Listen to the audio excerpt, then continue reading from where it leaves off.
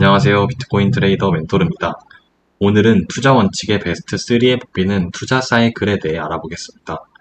대부분의 사람들이 사이클에 대해서 잘 알지 못하고 투자를 시작합니다.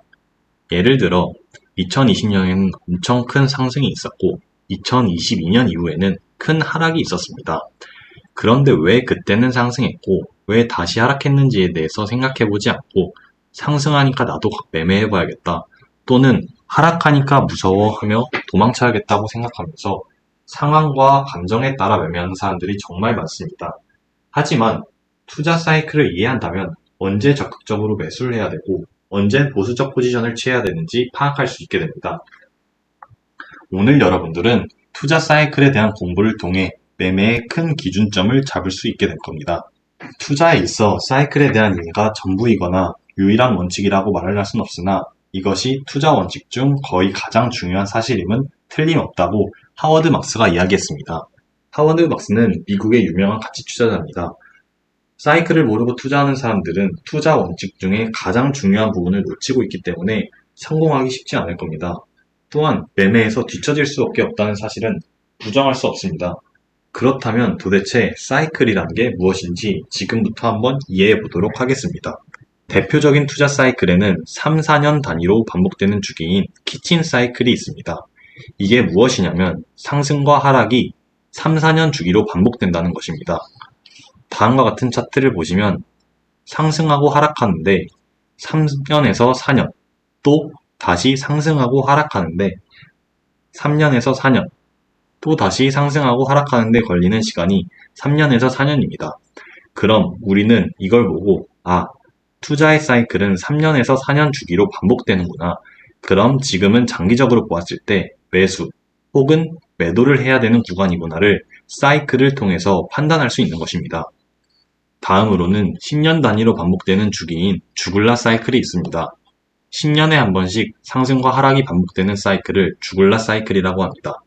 그럼 아까 키친 사이클은 3에서 4년 사이에 반복되는 주기라고 했고 주글라 사이클은 10년 단위로 반복된다고 하면 실제 적용되어서 움직이는 사이클이 무엇인지 궁금할 겁니다.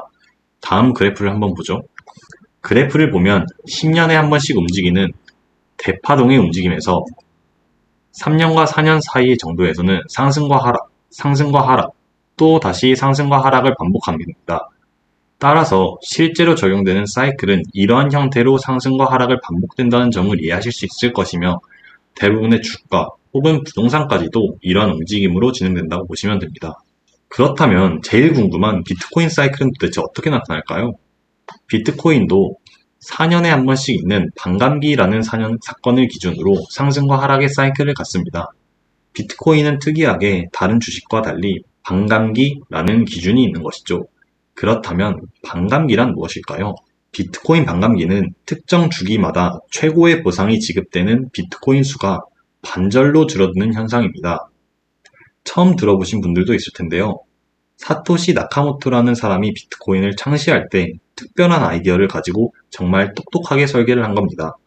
이해하기 쉽게 설명을 좀 더 덧붙이겠습니다. 비트코인을 사는 방법에는 두 가지 방법이 있습니다. 첫 번째 방법은 우리가 흔히 다 아는 거래소에서 사는 것입니다. 업비트, 바이빗, 빗썸과 같은 거래소에서 돈을 주고 거래하면서 비트코인을 사고 파는 겁니다.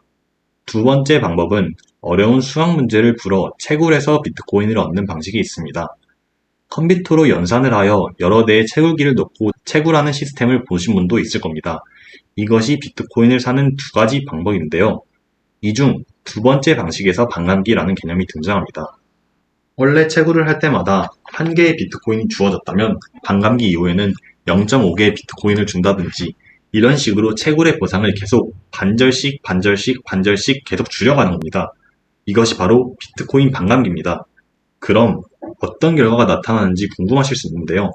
비트코인의 가치는 그대로인데 채굴되는 양이 계속 줄어들면 공급은 계속 감소하는데 수요가 증가하여 가격이 자연스럽게 오를 것입니다. 이 원리가 적용되어서 반감기마다 비트코인 가격이 상승하는 게 지금까지는 한 번도 빠짐없이 통했던 것입니다. 물론 시간이 지날수록 채굴 보상이 미미하게 줄어들기 때문에 반감기 사이클에 대한 효과가 계속 줄어들 수 있습니다. 하지만 지금까지는 잘 적용되었다고 이해하시면 되겠습니다. 그럼 차트를 보면서 반감기 사이클에 적용해 보면서 이해하도록 하겠습니다. 이 초록색 원형을 보면 빨간색 라인의 반감기를 기점으로 비트코인이 크게 상승한 것을 볼 수 있습니다.